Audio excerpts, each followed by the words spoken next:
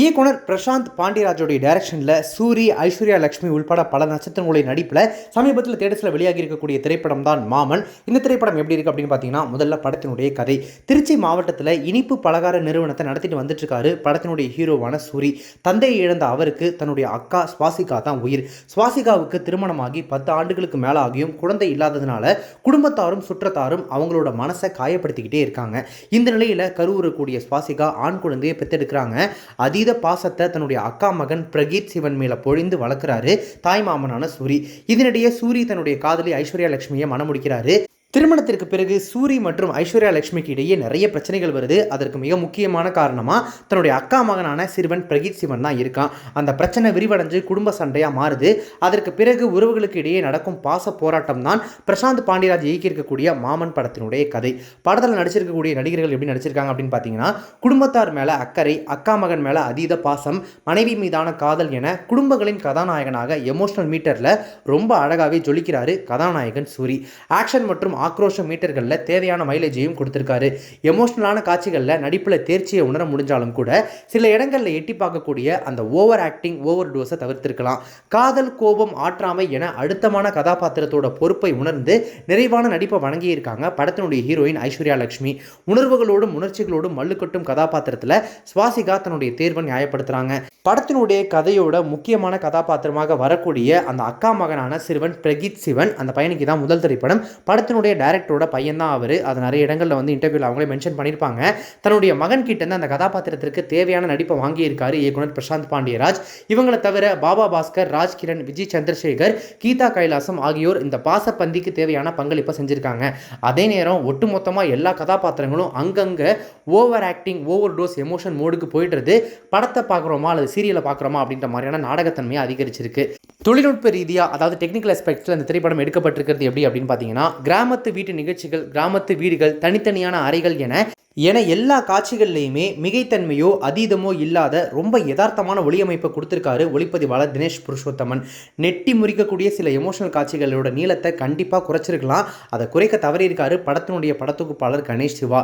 ஷஹாம் அப்துல் வஹாப் இசையில் டஜன் கணக்கான பாடல்கள் சீர்வரிசை கணக்காக அணிவகுத்து படம் முழுவதும் வந்தாலும் கூட பேருக்கு கூட எந்த ஒரு பாட்டுமே மனசில் ஒட்டமும் இல்லை, தங்கமும் இல்லை. சீர்வரிசைக்கு துணை வரிசையாக இடைவேளை வரைக்கும் ஒழிச்சுக்கிட்டே இருக்கக்கூடிய பின்னணி இசையில் அங்கங்கே இந்த நிலத்துக்கு பொருந்தாத ஒரு அந்நியத்தன்மையும் எட்டி பார்க்குது. கண்டிப்பாக படத்தோட பேக்ரவுண்ட் மியூசிக்கும் சரி இந்த படத்தினுடைய மைனஸில் ஒரு பெரிய பாயிண்டாக இருக்குது. சூரியோட குணம், அக்கா மீதான பாசம், சின்ன சின்ன காதல் முட்டல்கள், அக்கா மகனோட வருகை என ஒரு சில காட்சிகளிலேயே கதைக்குள்ள ஓடி கலகலப்போடும் எனர்ஜியோடும் ஆரம்பிக்குது திரைக்கதை. மாமன் மாப்பிள்ளைக்கு இடையிலான கலாட்டாக்கள், சேட்டைகள், பாச விளையாட்டுகள் போன்றவை தொடக்கத்தில் சிரிப்பலைய பரவ விட்டாலும் கதையை போட்டபடி போட்டுட்டு மாமா அக்கா மகன் அலைப்பறைகளாக மட்டுமே திரைக்கதை நீடிக்கிட்டே போகிறது ஆயிடுச்சு. சூரிக்கும் அந்த அக்கா மகனுக்கும் இடையில் இருக்கக்கூடிய அந்த கெமிஸ்ட்ரியோ, அந்த காம்போவோ பார்க்குறதுக்கு நல்லா தான் இருக்குது. ஆனால் கதையெல்லாம் அப்படியே போட்டுட்டு அவங்க மட்டுமே பெர்ஃபார்ம் பண்ணிக்கிட்டே இருந்தாங்கன்னா எதுக்காக படம் பார்க்க வந்தோம் அப்படின்றது ஒன்று இருக்குது இல்லையா? அந்த இடத்துல படம் கண்டிப்பாக பார்க்குறவங்கள டயர்டாக்குது. ஒரு வழியாக இடைவெளிக்கு முன்னாடி கதையை கண்டுபிடிச்சி நிமிந்து உட்காருது திரைக்கதை. ஓகே, இதுக்கப்புறம் சூப்பராக போகும் போல, இதுக்கப்புறம் பயங்கர எமோஷனலாக கனெக்ட் பண்ணுவாங்க போல அப்படின்னு நினச்சி உட்காந்தா குடும்ப உறவுகளுக்குள்ளே இருக்கக்கூடிய சின்ன சின்ன முரண்பாடுகள், உறவு சிக்கல்கள், தனி மனித சுதந்திரம் என பல எமோஷனல் புள்ளிகளை கையில் எடுத்து இரண்டாவது பாதி நம்ம நினச்ச மாதிரி ஓரளவுக்கு போயிட்டு இருக்கு.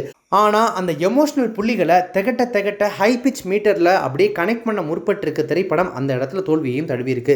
கதை பேச வரக்கூடிய பிரச்சனை என்ன அப்படின்றத முதற் பாதியில் தெளிவாக காட்டிட்டு அதற்கான உரையாடல்கள், தீர்வுகள் குறித்து காட்சிகள் நகராமல் அதிலிருந்து விலகி கம்ப்ளீட்டாக செயற்கையான காட்சிகளால் செயற்கையான எமோஷனை திணிக்க ட்ரை பண்ணியிருக்கு திரைக்கதை.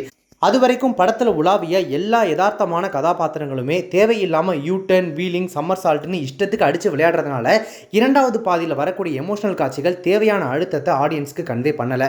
படத்தினுடைய கதாநாயகி ஐஸ்வர்யா லட்சுமியோடைய கதாபாத்திரம் ரொம்ப தெளிவாகவும் நிதானத்தோடும் எழுதப்பட்டிருந்தாலும் கூட அந்த கதாபாத்திரமே ஒரு கட்டத்துக்கு மேலே குட்டையை குழப்பி நம்மளையும் குழப்ப ஆரம்பிச்சிருது.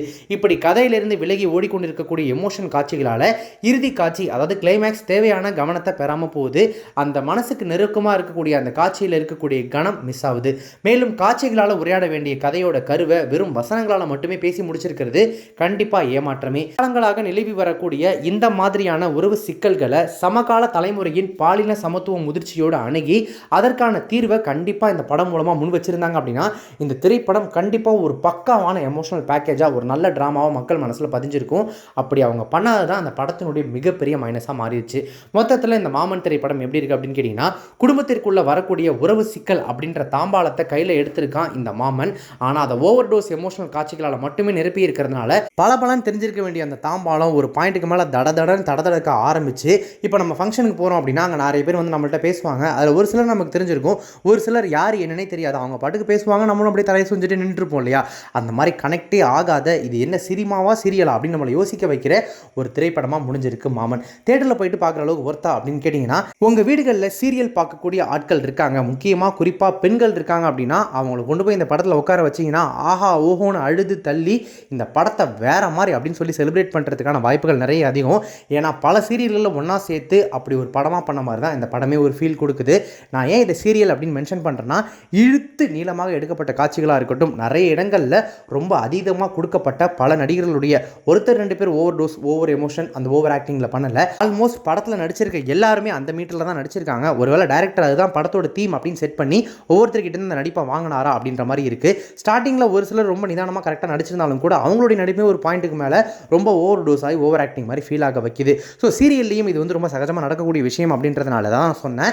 உங்கள் வீடுகளில் அல்லது நீங்களே சீரியல் ரசிகர்களாக இருந்தீங்க அப்படின்னா நீங்கள் இந்த திரைப்படத்தில் போய் உட்காந்தீங்கன்னா அந்த திரைப்படம் உங்களை கவர்றதுக்கான வாய்ப்புகள் நிறைய இருக்குது. மற்றபடி கடைக்குட்டி சிங்கம் நம்ம வீட்டு பிள்ளை மாதிரி ஒரு படத்தை எதிர்பார்த்து நீங்கள் ஒரு சினிமா ரசிகராக அந்த படத்தில் போய் உட்காந்தீங்கன்னா கண்டிப்பாக ஐய என்னையா இது படம் எடுக்க சொன்னால் கிரிஞ்சு திருவிழா நடத்திட்டு இருக்காங்க அப்படின்ற மாதிரி இந்த படம் உங்களை டிஸ்பாயிண்ட் பண்ணுறதுக்கு சான்சஸ் ரொம்ப ரொம்ப ரொம்ப ரொம்ப நிறைய அப்படின்றத நான் சொல்லிக்கிறேன். நீங்கள் குடும்ப ட்ராமாஸை ரசிப்பீங்க அப்படின்னாலுமே கூட இந்த திரைப்படம் உங்களுக்கு கொஞ்சம் டிசப்பாயிண்ட் பண்ணும். மற்றபடி எந்த எக்ஸ்பெக்டேஷனும் இல்லாமல் போய் உட்காந்திங்கனாலும் நான் அகைன் சொல்கிறேன், சீரியல் பார்ப்பீங்க அப்படின்னா இந்த படம் உங்களுக்கு கனெக்ட் ஆகும், இல்லைனா கனெக்ட் ஆகிறது கொஞ்சம் கஷ்டம்தான். நீங்கள் இந்த மாமன் திரைப்படத்தை பார்த்துட்டீங்க அப்படின்னா படத்தை பற்றின உங்களுடைய கருத்துக்கள் என்ன, ரிவ்யூ என்ன அப்படின்றத கமெண்ட்ஸில் மென்ஷன் பண்ணுங்கள். இப்போ இந்த ரிவ்யூ உங்களுக்கு ரொம்ப பிடிச்சிருந்துச்சுன்னா லைக் பண்ணுங்கள், ஷேர் பண்ணுங்கள். நம்ம சேனலை இது வரைக்கும் சப்ஸ்கிரைப் பண்ணாமல் யாராவது ரிவ்யூ பார்த்துருக்கீங்க அப்படின்னா மறக்காம உடனே இப்போவே நம்ம சேனலுக்கு சப்ஸ்கிரைப் பண்ணிட்டு பக்கத்தில் நோட்டிஃபிகேஷன் பட்டன் மறக்காம டிங் நினைத்துருங்க.